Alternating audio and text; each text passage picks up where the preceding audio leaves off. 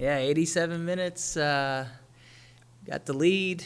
Uh, Looks like we're getting the 3 points, and that's soccer pre. We've had the opportunity to review that and take a look at it and talk about it a little bit. And it's one of those situations where it's just incredibly windy.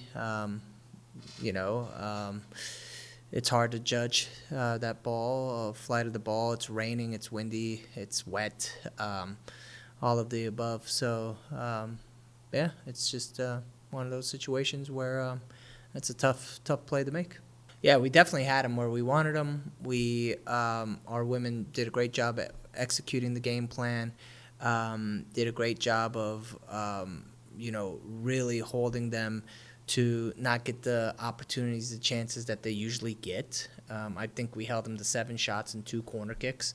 I think the women did an amazing job. I think Gracie made a couple saves to really keep us alive and in the game as well. She made some saves that maybe she wasn't supposed to, because it's again the conditions that we're playing in. And I thought everyone did a great job. Sugi showing that she's a specialist when it comes to those free kicks, and putting the goal that we needed to score, and collective team defending from everyone, and the energy, the enthusiasm, the passion, everything was there. We just didn't get the result that we wanted. We still got a result against the top team in the country, right? But we didn't get the result that we wanted, and that just goes to show you how far we've come, and what it means to the women on the team. And when we're now hunting and wanting those 3 points every single time that we play. Yeah, it was just a commitment from everyone. Cassie did a great job organizing. Cassie was just unbelievable in the air. Molly does a great job closing players down. Then you see Emily Clayton. They were just playing that shutdown defense that they normally, consistently do. And then you have your wing backs. We changed shape in the second half as well. Went to a 4-back, I believe it was. You got players like Ella Roach stepping up. Grace Hepner's been doing a fantastic job sitting in front of the center backs. Jordan Noble gets a lot of meters and doesn't get the recognition that she deserves, but she grinds big time for us. And then you have seniors like Michaela coming in and playing her role, doing her part. You have Reese Scott, who's we've tweaked her position a little bit and is able to step in and contribute. You have Julia Pietola that works on defensive side of the ball really well. And Brooke Green, our freshman, gives everything that she has. And then you have Liv Sanum, who is also adjusted to a different kind of a position and a role within the team. Taylor Noble is just an engine that never quits, never stops. So collectively, hope I didn't miss anyone there, but collectively just defending and commitment to defending and closing players down and shot stopping and winning balls out of the air is important at this level, and we were able to do it for just about the entire match.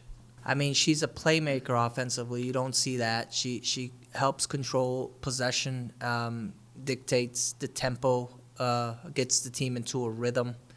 And then she's, like I said, she's a playmaker too. Some of the distribution, the balls that she plays. Of course, we want to keep the ball a little bit longer, keep the ball a little bit more. We're continuing to work on that area as well. And then they're all over Sugi. They don't let her breathe. They don't give her an opportunity to shoot. They don't. You'll see as soon as she has the ball, there's always 1-2 players around her, and they're very aggressive with her as well. So, she does everything that she can for the team consistently, and she's very dangerous offensively, and then she puts in the work too defensively. And we want to free her up a little bit more to where she can get the ball, maybe not have that much responsibility defensively, but this is a team that everyone has to be and is committed to defending collectively if we're going to get the results that we want, and she does that fantastic job. and doesn't complain about it. Is there to help in any way that she can, and like you said too, on those set pieces, she's dangerous. Emily Clayton's been very dangerous on set pieces. Cassie's dangerous on set pieces. Grace Hepner and Taylor have been playing beautiful balls in. Lee is dangerous on set pieces. So it's been one of those things where when the game is even, when both teams are quality, it comes down to set pieces. It's not going to be easy. Grand Valley is, again, top of the standing there. And then Davenport last week almost, they tied us. They almost got a win against us towards the end of the game. Same situation. They almost tied Grand Valley. I think Grand Valley snuck one in late against them. So everyone at this stage is good. It's tough on the road. We have to be very, very locked in. When we travel, we always talk about it being a business trip for us. We need to go out there and do our best to execute the game plan, take care of ourselves, take care of each other, and we're preparing that game plan with how we want to play against Grand Valley, and we're probably going to be tweaking that a little bit with how we played them the first time, and we'll be reviewing that tomorrow and having a walkthrough. And we know that we have to give everything that we have, and the focus needs to be there for 90 minutes, 90-plus minutes if it's required, where any kind of stoppages and everything where the clock stops, we still got to be locked in and focused in. And then you have Davenport, two different styles for both teams, and I think we may have to adjust to another game plan, and we'll be reviewing that too to see what what we missed, what opportunities we may have missed, where we need to be a little bit more organized too, because they're very, not only very aggressive and organized, but they have a forward on that team too that scored against us, that could have gotten the second goal against us. Very dangerous. So we got to figure that piece out. But this is a crucial part of the season now, where we have to find ways to get results. And we're tied for third right now, and if we want to be in the NCAA tournament,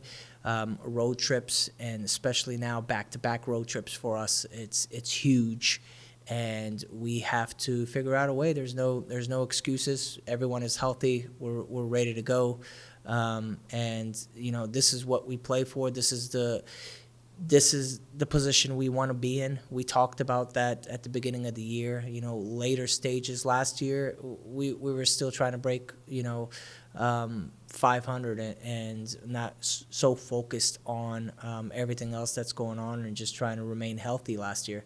And this year we have a different mindset, and we know what we have to do, and we have to make sure that we just leave it all out on the field, and hopefully some of the bounces start going our way as well. Yeah, I think it definitely shows us that we can compete against anyone. We're in any match. We can potentially beat anyone, but we also know that anytime we lose focus, anytime we check out for a minute, if anything like that happens, it's very dangerous for us. So it's definitely a learning experience. I don't think this has impacted us at all in a negative way. Yesterday's training session was very good, quality. Everyone is very motivated, and we know that we lost 2 points there that we should have probably had, but we have to make it up in other areas with other teams, and we're going to give everything that we have on Friday night under the lights at Grand Valley.